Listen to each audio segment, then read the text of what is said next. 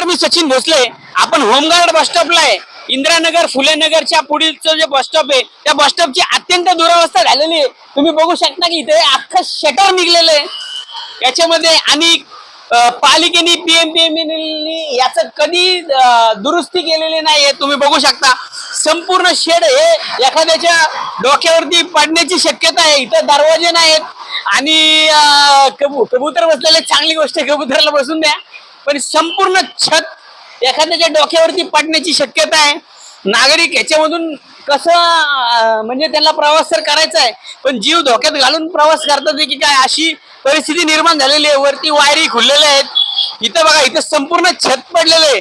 असं वाटतंय की हा बीआरटी मध्ये भूकंप वगैरे आलेला आहे की काय, अशी परिस्थिती निर्माण झालेली आहे. आपण सह्यांची मोहीम घेतली होती ती विश्रांतवाडी साठे बिस्किट बस स्टॉप वरती आणि मेंटल कॉर्नर बस स्टॉप वरती. तर उद्या आपण मागणी करणार आहोत की हे जे आहे हे दुरुस्त